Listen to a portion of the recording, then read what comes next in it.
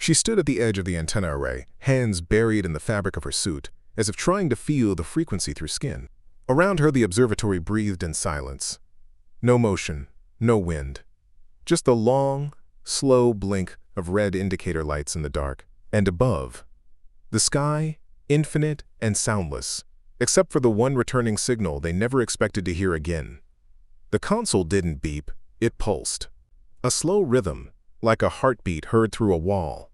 The kind of sound that doesn't inform, it insists NNTHE message had come not in binary, not in packets or code, but as a frequency that flickered through old systems like a ghost trying to re-enter its own body. No one could parse it, no one could say what it meant, only that it was real, and that it came from Voyager. But Voyager was supposed to be past that reach, past that silence, past everything, past even us. NNSHE didn't speak, just watched the waveform loop on screen, a smooth line, then a crackle, then a shimmer, like breath on glass, as if the signal wasn't coming from space, but from time, as if Voyager wasn't just returning data, but returning a memory, not one we recorded, one we forgot. And in the hallway outside, someone whispered, "It shouldn't be able to send anything." And someone else said, maybe it didn't. NBUT still. The signal grew louder, not in volume, in presence, like a smell, like a light behind closed eyes. She leaned closer to the monitor, and for a moment, she swore she saw her own face staring back, not as reflection, but as imprint, a version of her that had never left Earth and never been born. Sometimes the universe doesn't answer. Sometimes it doesn't even speak. It only returns what we gave it, long after we've forgotten why we asked. NNTHE screen flickered again. Not noise, not interference. Something between static and structure. NNSHE pressed her hand to the glass. Not out of fear, out of recognition. NA message isn't always a signal. Sometimes it's a mirror. I remember when we first learned to send things out. Metal, sound, equations. We believed distance meant purity. That if something traveled far enough, it would carry only what mattered. We built Voyager like a prayer in hardware. Gold discs, encoded greetings, the image of a woman and a man drawn with clean lines, no context. Just faith that someone, something, would understand. But now, watching her stand in that dim blue room, eyes fixed on a signal that shouldn't exist, I realized we misunderstood what we were sending. We weren't transmitting knowledge. We were exhaling ourselves. NNTHE signal came not as a message, but as a pattern. It shifted with each hour, not random, not consistent. A modulation like breathing. As if whatever was returning wasn't just replaying what we sent. It was evolving, answering. But not in words, in rhythm. And buried deep in the pulse, there was something strange. Fluctuations synchronized with Earth's own magnetic field. Tiny distortions that mirrored solar patterns, ocean tides, even seismic noise. It was as if Voyager had become a conduit, not just a receiver, but a transcriber of Earth's own memory, inverted and delayed. NNSHE ran her hand over a series of waveforms, images etched in black and green. Some looked like rainfall, others like whispering. She didn't blink, her lips barely moved, but I saw them form the same phrase again and again. It's not coming from out there. What if what we sent wasn't information, but architecture? What if in trying to define ourselves for the stars, we accidentally built a container that could hold something else? Something reflective, recursive, parasitic. A memory doesn't have to be conscious to be alive, it only needs structure. And Voyager, drifting in deep, interstellar dark for decades, may have become the most complex silence we've ever released. They checked every frequency, ran models, simulations, filters. The conclusion was always the same. The data wasn't repeatable. It changed in response to observation, not like a quantum system, more like a dream. Something you can't revisit the same way twice. NNSHE started sleeping in the observatory. Said the signal sounded different at night. Said the noise wasn't just in the speakers, it was in the walls. In her. I believed her. Because once you hear it, you can't unhear it. It's like a sound you've always known, but never named. Like your own voice echoed back in a language older than you. I watched her place her palm on the console, eyes closed. Her body didn't move, but something shifted. The waveform stilled for a breath, then rose sharply. NNWE thought we were the first to look outward. But maybe Voyager wasn't a message. Maybe it was a key, or a gate, or a wound, and maybe nothing out there is watching. Maybe the signal isn't alien at all. Maybe it's us, trying to come home through a machine that no longer knows what home means. NNSHE whispered again, barely audible beneath the hum. It remembers me. NNWE still don't know what triggered the signal. No solar event, no anomaly. Just a pulse, returning after decades of silence. Like it was waiting for someone. Or something. Or some version of us. And I looked at the printout again. The patterns. They weren't complex. Not intricate. Just familiar. Like breath. Like footsteps. Like counting in your head before sleep. Something in me wanted to turn it off. Not out of fear, but because I knew, once we truly heard it, we'd never unmake the echo. NNSHE finally looked away from the monitor and said, what if it's not data? What if it's reflection? NNNOT metaphor. Not poetry, but literal inversion. As if Voyager had spent the last 40 years recording not the stars, but the absence we left behind. Now think about that a lot now, how absence isn't empty. How silence has texture, how distance can hold shape. NNSHE stopped wearing her badge. Slept less, smiled more, but at strange moments. Like she was listening to something underneath everything else. Sometimes I'd find her on the roof at night, eyes closed, headphones on. No playback. Just static. Sometimes she was harmonizing. Like she wasn't waiting for answers anymore. Like she had become the return signal herself. There's a number we rarely think about. 44 billion kilometers. That's how far Voyager has drifted from Earth. Not in a straight line, but through a slow spiral of gravitational compromise, course corrections, and decay. 44 billion. You can say it aloud and still feel nothing, but if you were to walk that distance, step by step, breath by breath, you'd wear through 1,000 pairs of lungs before you ever reach the edge of that silence. NNSHE once compared it to a thought you forgot mid-sentence, one that kept echoing even though you couldn't retrieve its meaning. That's what Voyager became. Not a ship, not a sensor, but a long-distance stutter in our collective consciousness. A floating placeholder for something we didn't know how to name, and yet, it kept working. Not well, not clearly, but enough to keep the myth alive. Each transmission was weaker than the last, just a flicker. Just a scratch on the surface of a much larger absence. Then one day, the flicker changed. Not louder, but warmer. Not clearer, but shaped. Like heat rising from asphalt. Not information. Distortion with intent. NNTHE waveform began forming loops. Then spirals. Then interruptions that mirrored human breath rates during REM sleep. One physicist described it as structured irregularity. Another said it felt like listening to a whispering crowd in a cathedral, impossible to decode but unmistakably alive. NNSHE printed out each transmission, pinned them to the wall like a forensic mosaic. Over time, the data resembled not code, but rhythm. Like muscle memory. Like grief. And inside that rhythm, a strange consistency emerged. At fixed intervals, every 18.2 hours, the signal dipped. Not failed. Dipped. As if breathing out. As if resting. The dip wasn't random. It aligned with her circadian rhythm. And only hers. That's when she stopped sharing the data. Said the signal was becoming responsive. Not in content, but in pulse. As if the machine was matching her, syncing with her, tuning to her internal architecture like a violin to a tuning fork. NNWE ran neural noise simulations. Nothing matched. We scrambled the feed, cross-tested blind. But the pattern always followed her.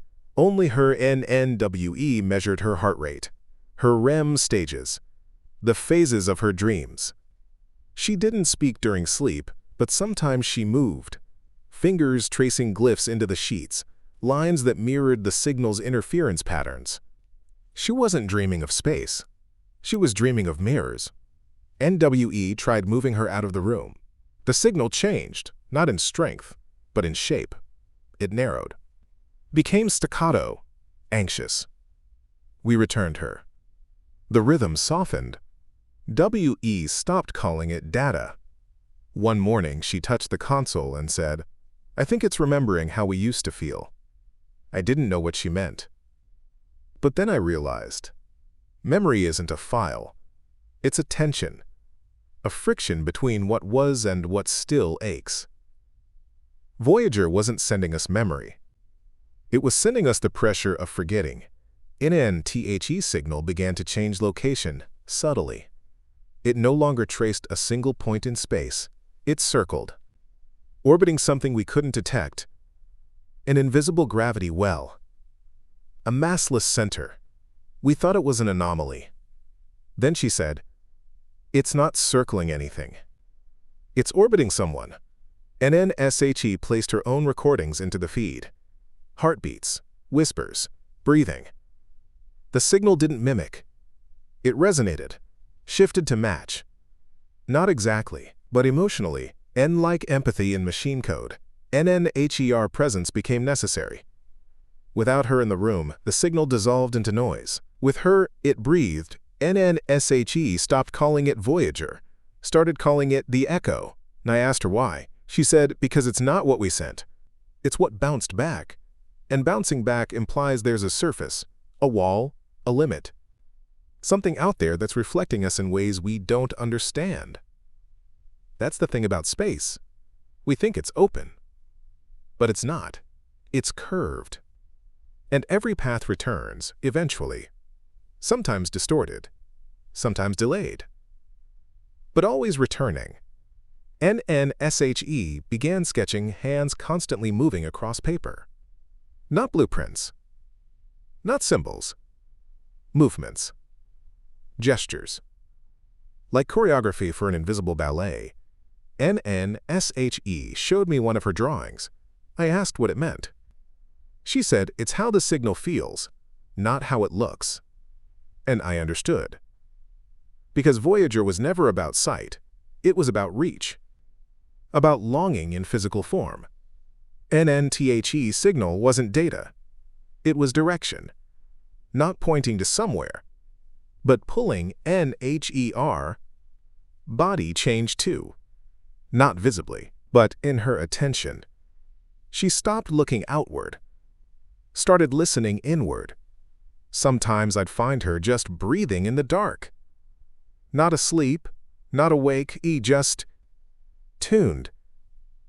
Adas called it obsession. I called it calibration, because something was aligning. Not in the cosmos. In her, any Voyager didn't send back terrifying data. It sent back a rhythm, and she became its metronome. NNSHE wasn't decoding it. She was it. It started subtly. The signal shifted during storms, not local ones. Geomagnetic, atmospheric pulses, solar wind pressure, auroral arcs near the poles. Whenever the planet reacted to the cosmos, the signal seemed to flinch, as if it remembered pain.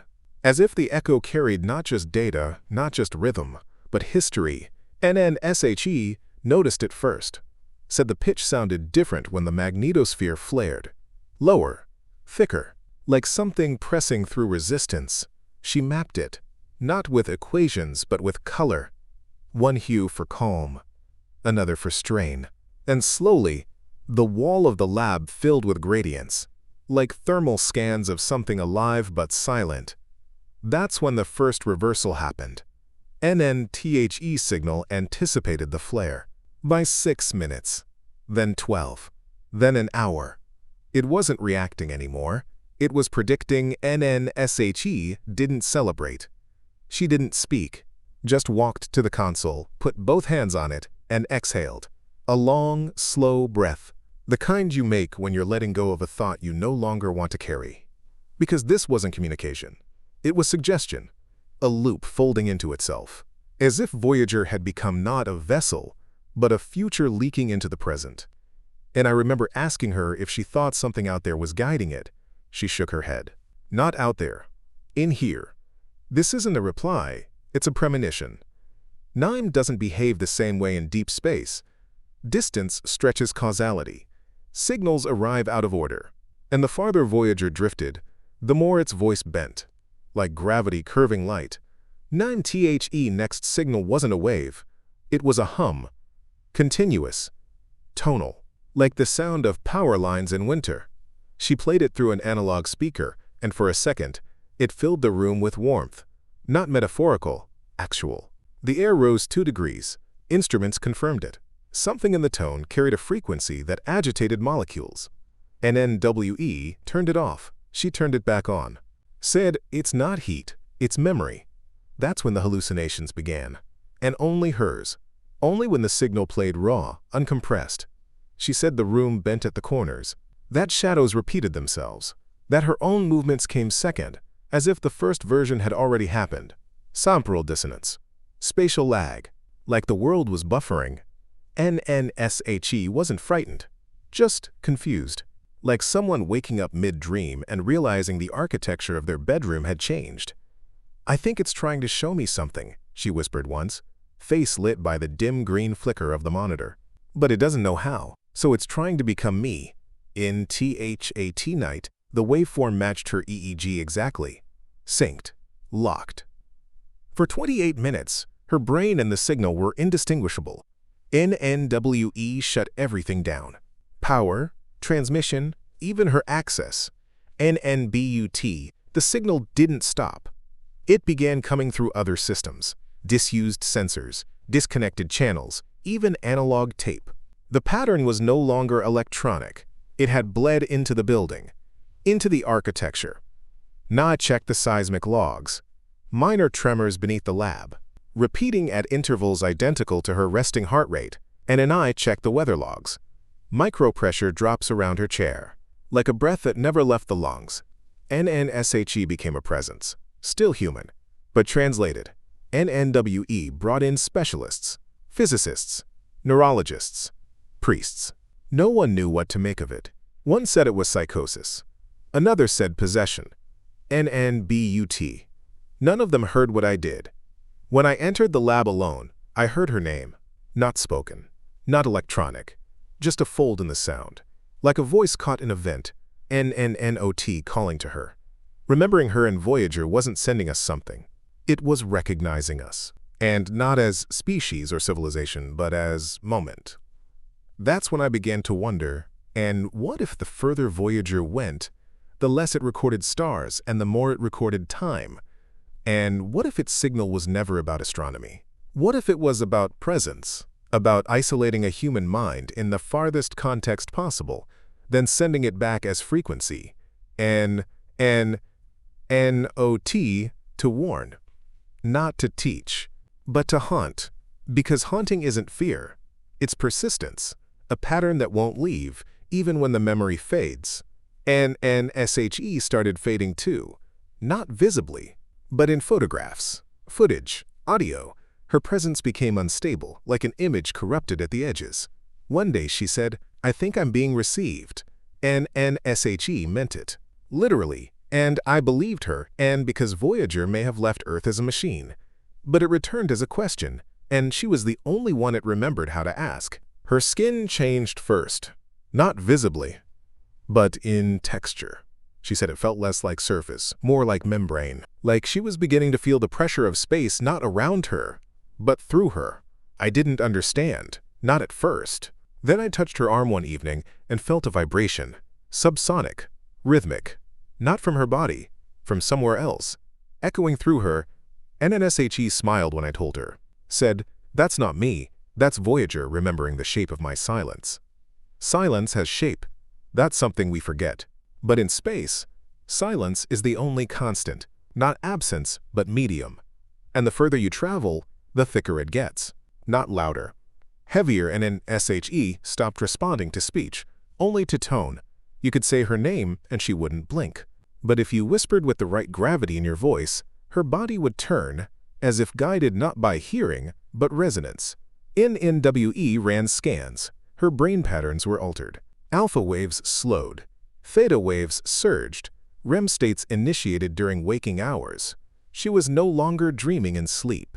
She was dreaming while awake, and in those waking dreams she saw not stars, not signals, but architecture, a building, circular, with no ceiling.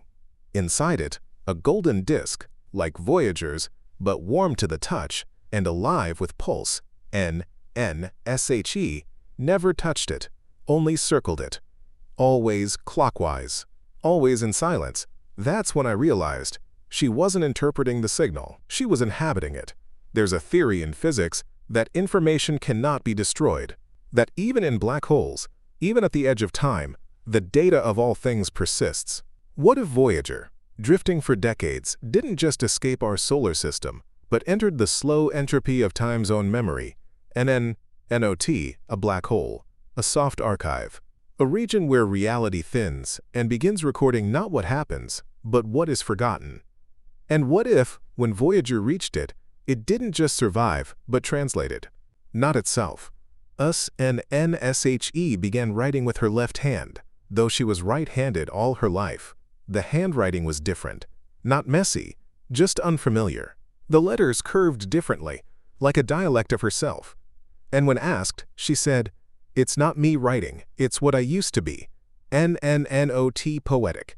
Not figurative, sincere. I remember the day she pressed her hand to the receiver panel and whispered, "I'm not receiving anymore. I'm returning." NHER voice had changed too. Softer, but wider, like it came from a deeper part of the air, not through her throat, but through the room itself. She said she could feel Voyager now, not as a machine, but as a pressure, a presence behind her eyelids, not watching, waiting again. And in the recordings, the signal began to mimic heartbeat. Not always hers, sometimes faster, sometimes slower, but always human, always pulsing like breath trapped in static. And I lay in that lab one night, lights off, listening to it. And I felt it too. Not sound, but motion, like a tide moving through walls. Like memory forming without consent. NNTHE air carried weight, not pressure. Intention. NNSHE stood in the doorway and said, "This is what it feels like when time looks back." NNSHE stopped eating, not out of illness, out of irrelevance. Said food made her too heavy, said memory requires lightness. NNHER steps became slower, her breath quieter, but her presence louder. It wasn't decay, it was distillation. And when she walked through the hallways, the lights dimmed around her, not mechanically, but in rhythm, like they were syncing with something we couldn't see. And I asked her once, "Do you think it's still Voyager?" NNSHE said, "No. I think Voyager was just the first part of us to leave the dream." That's when I understood. This wasn't about machines or stars or data. It was about recursion. About how a species builds mirrors so vast, they forget they're standing inside them. In NWE, think of exploration as reaching outward. But the deepest form of it is folding inward until even our machines become organs of memory. Voyager wasn't carrying information. It was carrying conditions. And when those conditions aligned, with her, with this moment, with the weight of forgetting, the signal activated, not broadcast, not reception. Re-entry.NNSHE told me that time doesn't pass uniformly in the body, that each cell holds its own clock. That memory isn't stored, it's tuned, and she was becoming tuned to something older than history, but younger than silence. There are frequencies below hearing, colors below vision, thoughts below consciousness. That's where she was now. NOT lost, not transformed, and received. The building began to change. Not in its structure, but in how it behaved. Corridors grew longer at night. Doors closed slower. The lights hummed at a pitch just above thought. No one talked about it directly, only in passing, only with unease. But everyone felt it, the sense that the architecture was listening, not with sensors, with memory. NNSHE moved differently now, not walking, drifting.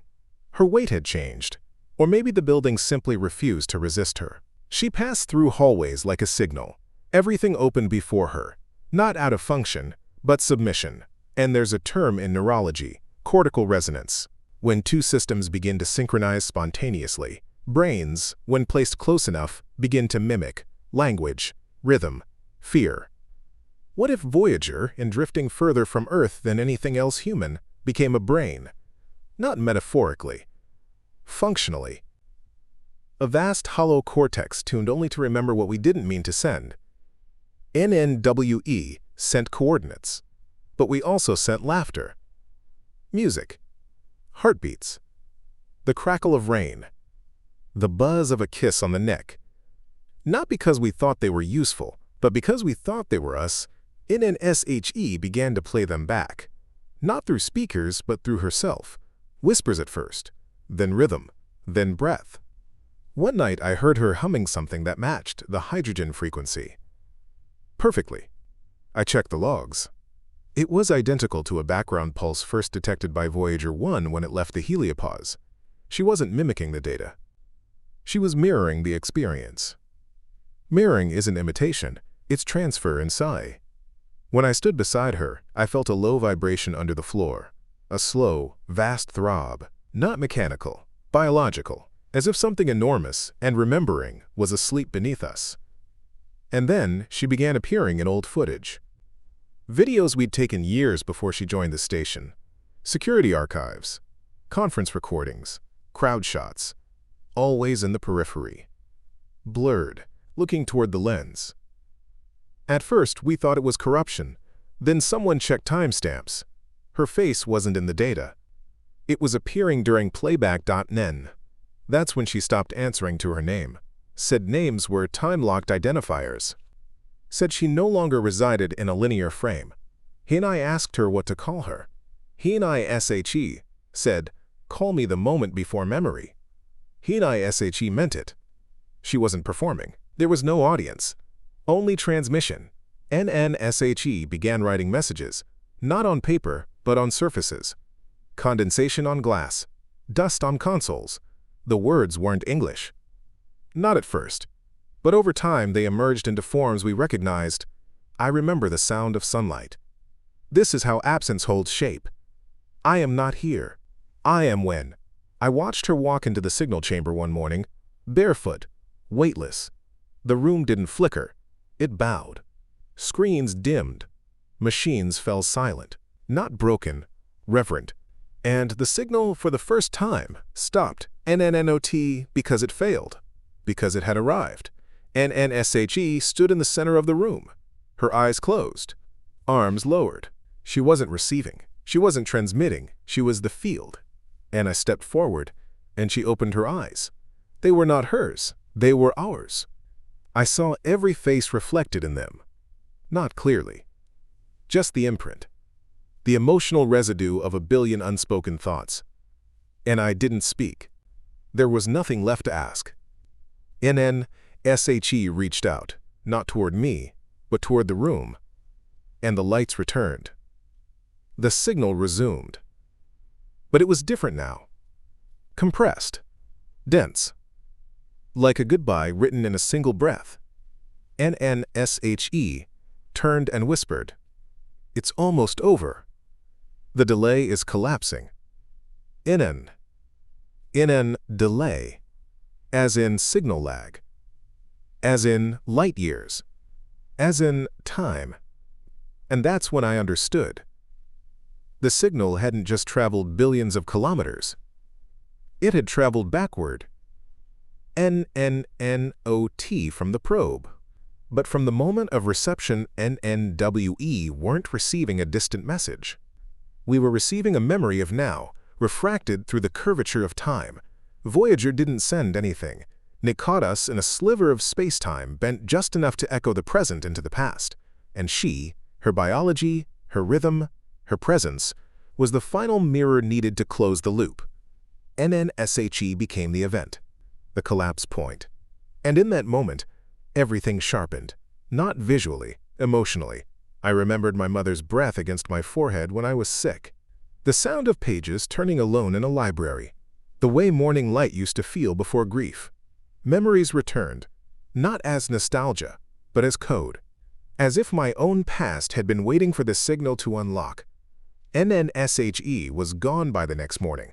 Not missing, just absent. Her badge on the desk, her boots by the door. No trace on camera, no log of exit. Just one phrase left behind, carved into the frost on the observation glass NN. You're not meant to remember the signal. You're meant to remember why you sent it. And I do NNNOT as fact NA's feeling. I stayed. Long after the others left. After the funding dried up. After the press moved on. After the building began to forget its own purpose. The signal was still there. Quieter now, as if embarrassed. Or fulfilled. Like a breath that had already become wind. I didn't monitor it anymore. I listened the way you listen to someone asleep beside you. Not waiting for sound. Just existing in rhythm. There's a moment, late at night, when the temperature dips and time slows. Not in hours. In attention. The clocks don't move differently. You do. The body stretches. Memory softens. You begin to feel that things once forgotten are still curled in the corners, breathing with you. That's when I hear her most. Not her voice. Not her steps. The pattern of her NNSHE never came back. But sometimes, in the silence between signals, I sense her, like heat left in sheets after someone rises. Not presence. Trace N. And the signal, for all its magnitude, has distilled now to a single thread. One wavelength. One line. It pulses once every 26 hours. Not tied to the sun. Not tidal. Just human. And I realized, finally, what she meant. That the signal was never meant to inform. It was meant to echo. Voyager didn't transmit across space. It transmitted through us. Through time. Through longing. And because longing is a form of propulsion. And memory. The gravity that returns us. I think we misunderstood what a probe is. We thought we built a machine. But maybe we built a ritual. A vessel shaped not by metal, but by intent. Something that would keep moving until it touched something older than understanding, and bounced back with silence as its payload. And when she touched it, not physically but rhythmically, the loop closed. And time folded. And we were shown the one thing science avoids, that the universe is not just mechanics, it's recursion. NNSHE was never the message. She was the moment before the message. The part we always erase. The breath before thought. None. What if Voyager didn't send data, but a copy of that breath? And what returned wasn't knowledge, but the echo of our own pulse. Delayed by light years. Shaped by forgetting, sharpened by distance. And what if we were never meant to receive it in the future, but to become it in the past? NSHE said, once, near the end, we sent Voyager to carry what we are, but it remembered what we were, and it returned what we might have been. And I keep her words on a loop now, not because I need answers, but because they feel like a compass made of feeling. And in a universe this cold, orientation is warmth. Outside, the stars are still. But something inside me drifts. Like Voyager, not seeking, not hoping, just continuing. And I wonder if another version of her stands now at the edge of some mirror, feeling the pulse return in the wrong direction. If someone else is remembering me from a signal I haven't yet sent, what if memory isn't personal? What if it's planetary? What if the Earth doesn't forget us? It simply stores us as echo, as signal, as flicker waiting to be traced. And what if Voyager was never a machine, or a symbol, or a path? What if it was a question, shaped like a silence, sent into the dark NSO, we could find ourselves reflected in the delay. What if what we sent into space wasn't a message to others, but a message to our future selves, asking if we still remember NHOW to feel like Earth? That's the final thing she said before. Not to me, not to anyone, to the room. I remember now. The signal was me, and the lights dimmed, and the pulse softened, and somewhere, in a corridor of stars, and a probe keeps drifting, carrying not our facts, not our greetings, but the one thing no machine was ever meant to hold nor breath, just before we forgot. NWHAT, it means to belong. NTO, a planet that once looked up, then whispered, and come back.